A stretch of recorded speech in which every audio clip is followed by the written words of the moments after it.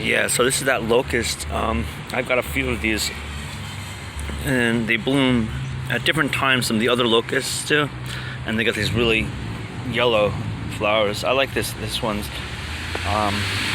It's too bad I had these seeds that were like these big bean seed locust tree. I'm not sure exactly the species, but the seeds were so big, and I wanted to grab them, but I couldn't. They were on the ground, and then like the city cleaned it up before I can grab them, and then I couldn't find them again afterwards. Like, you know, the next year they didn't produce any flowers. Sometimes locusts don't produce flowers, and they don't produce seeds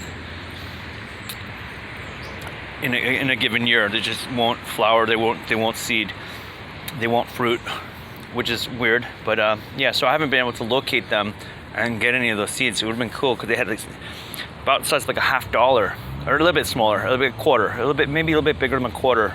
Got a pretty big seed, you know, and very different than the other ones, just in that sense. And otherwise they look pretty much the same. But yeah, and I was mentioning earlier, pigeon pea. I think partridge pea.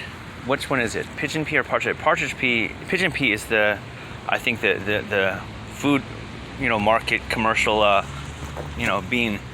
But I think partridge pea is the little annual little legume guy that it almost looks like that locust. Like, you know, very similar flower, very similar structure, so it's smaller, and it's not a tree. It's just a little plant. And that would be crazy if they can hybridize. I don't think so. That would be ridiculous. I don't think so. I don't think we can hybridize them. But they're supposed to be a really good builder plant. So you don't really see them too often. There's over there. See how that almost looks identical to that. Let me get in here. Yeah, like very similar. That little flower in there looks very similar. And that's an annual plant. You can see that little bean pod already on the right side. It doesn't look like it has viable seed in there, but it might get viable seed. And it's an annual, and hopefully it gets somewhere. Oh, it smells good. I think it's the pigeon pea. I mean, a partridge pea. Something's got a good fragrance, and generally the locusts, they have a really good fragrance. They got the honey locust, smells really good, and we got honey locusts in here, and they look great. And they bloom so prolific. You know, there's just big blooms on them, the whole tree, and all the pollinators love them. We've got a lot of blossoming plants that the pollinators like, tree-wise. Like almost all the trees are very in this area are very blossom-oriented. But I don't know like what the different species likes for food, because I don't think everybody can eat those tree blossoms. But anyway, yeah, just to get the ground to be blooming is good too, with all the different varieties. It's funny because I had a little cardinal climber, and just a few, and the first ones that opened brought the hummingbirds.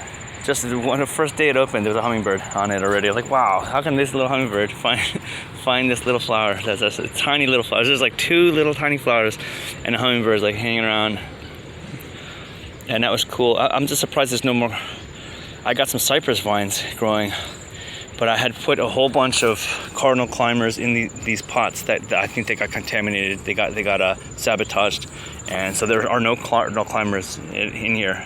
And that's disappointing. And I did put them on the ground too, and for whatever reason we don't have any. And I figured they would come in. I put them in an abundant amount too. It's like, you know, like I had gotten some successfully in here with just a small parsing of seeds, just a small handful, and I got a good variety. And they didn't naturalize because the inviability of the seeds. They just didn't get enough nutrients to get viable seeds. But then I bought a whole bunch more seeds and I put them in. But we got nothing. Wash out. You know, most of that stuff probably went into these pots, and like I said, nothing came out of these pots. These pots just they got completely poisoned. They were poisoned. That's what it was. The cairn's poisoned. It would have been really much cooler if we had cardinal climbers climbing everywhere. That would have been nicer. But this is, you know, evil people, and we need to expose The Karens are the ones. It's like, you know, these people are like, the liberal believes in a lawless society where that's love. If you're lawless, you're loving, but if you're not, you're one of those sticklers. So then we have nothing but a tyranny's, you know, dominance, like evil people. That's all they have. They're not for, like, you know, the civilians to be enslaved and taxed. They just want to tax the civilian, and they don't want to have any. You know, this way you can't buy or sell without the mark of the beast. You're not part of the Karen club.